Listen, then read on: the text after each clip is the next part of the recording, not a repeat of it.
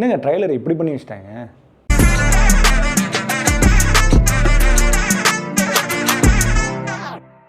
வணக்கம் மக்களே, welcome to FDFS with Mohi. இன்றைக்கி நாம் உலகமே எதிர்பார்த்து கொண்டிருந்த அந்த ட்ரெய்லர், அதாவது பிரபாஸ் அவர்களுடைய கம்பேக்காக இருக்குமா? ஏன்னா தொடர்ந்து சலார் வரைக்கும் சலார் பலார்னு ஒரு அடை வாங்கிட்டு கிடந்தார் நம்ம பிரபாஸ் அவர்கள். ஸோ இதுவாச்சு பிரபாஸோட கெரியரை காப்பாற்றணும் அப்படின்ற மாதிரி தான் இந்த படத்தினுடைய எதிர்பார்ப்பு அமைஞ்சது. அதுக்கேற்ற மாதிரி அந்த படத்தினுடைய ப்ரொமோஷனும் பயங்கரமாக அமைஞ்சது. புஜ்ஜி அப்படின்ற காரை வந்து ரெனோவேட் பண்ணி புதுசாக ஒரு ஃபேண்டசி உலகத்துக்கான அந்த கார் வந்து பயங்கரமாக பேசப்பட்டு வந்தது. அது பயங்கர ப்ரொமோஷனும் போயிருந்தது. அப்புறம் அமேசான் பிரைமில் வந்து புஜ்ஜி அண்ட் பைரவா அப்படின்ற ஒரு அனிமேஷன் சீரிஸும் நல்லா போயிட்டுருக்கு. ஸோ இந்த எல்லா ப்ரொமோஷனுமே இந்த படத்தினுடைய எதிர்பார்ப்பு அதிகமாகிட்டு இருந்தது. அந்த வகையில் இன்றைக்கி ட்ரைலர் ரிலீஸ் ஆகிருக்கு. அதுதான் கல்கி 2898AD அப்படின்ற படம். இது வந்து நாக அஸ்வின் அப்படின்ற ஒரு இயக்குனர் எழுதியிருக்காரு. அண்ட் இந்த படத்தை வந்து மேலும் நடிச்சிருக்காரு யார் பார்த்தீங்கன்னா பிரபாஸ், தீபிகா படுகோன், அமிதாப் பச்சன், நம்ம ஆண்டவர் கமலஹாசன் அவர்கள் பண்ணியிருக்காங்க, சோபனா பண்ணியிருக்காங்க, நிறைய பேர் பண்ணியிருக்காங்க, பசுபதி அவர்கள் பண்ணியிருக்காங்க.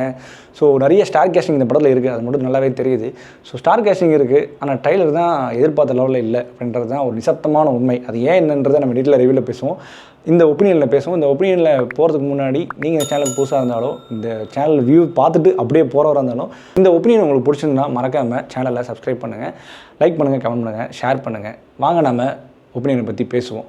கல்கி 2898AD இந்த படத்தினுடைய கதை ஓப்பனிங்லேயே சொல்லிட்டாங்க. அதாவது இந்த உலகத்தில் இருக்கிற கடைசி இடமே இந்த காசி தான். இந்த காசி நகரத்தில் தான் மக்கள் வாழ்ந்துட்டுருக்காங்க, பஞ்சம் போந்துட்டுருக்காங்க. மேல் உலகத்தில் இருக்கிறவங்கள்ட்ட தான் தண்ணி கிண்ணி எல்லாமே இருக்குது. இங்கே கீழ் உலகத்தில் ஒன்றுமே கிடையாது. ஸோ இவங்க எப்படி உயிர் வாழ்கிறாங்க அப்படின்றது தான் அந்த படத்தினுடைய கதையாக மாறுது. ஒரு ஃபேண்டசி உலகம். என்னடா இந்த கதையை எங்கேயோ கேட்டிருக்கோமே அப்படின்னு நீங்கள் நினச்சிங்கன்னா, எஸ், நம்ம மேட் மேக்ஸ் ஃபியூரியும் இதே கதை தான்.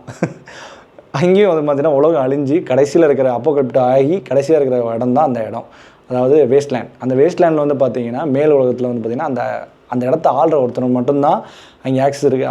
அங்கே மட்டும்தான் பழம், காய்கறி எல்லா லோட்லோஸுக்கும் கிடைக்கும். அவங்க வந்து ட்ரேட் பண்ணுவாங்க. அங்கே ட்ரேட் பண்ணி கேஸ்லின் வாங்குவாங்க, புல்லட்ஸ் வாங்குவாங்க. அப்படி தான் ட்ரேட் பண்ணிகிட்டு இருப்பாங்க.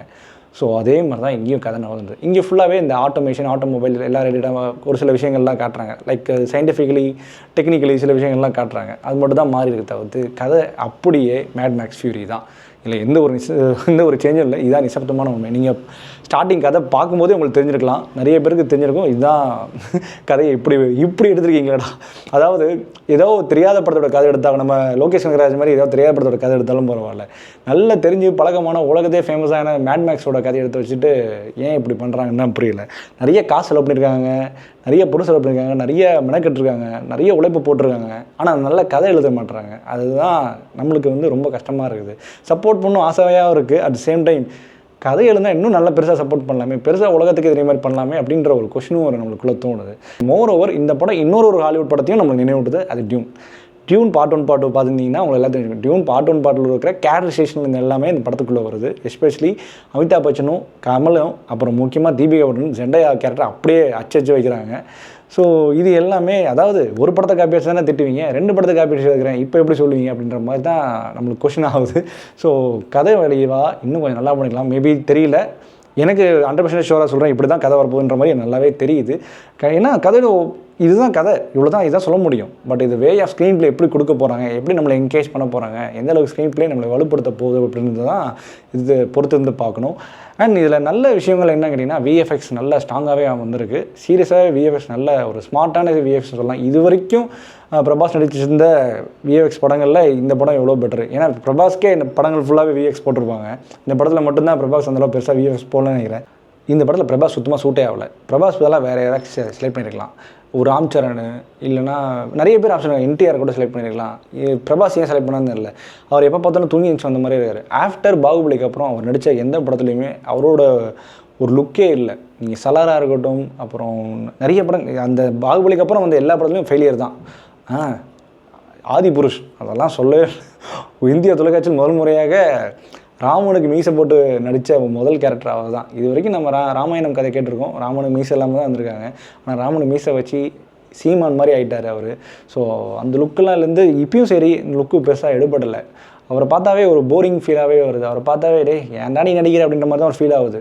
சீரியஸாகவே அவர் அந்த லுக்கு கூட சுத்தமாக செட் ஆகலை. வேறு யாராவது நல்ல எனர்ஜெட்டிக் பர்சனாக போடலான்ற மாதிரி தான் ஃபீல் ஆகுது.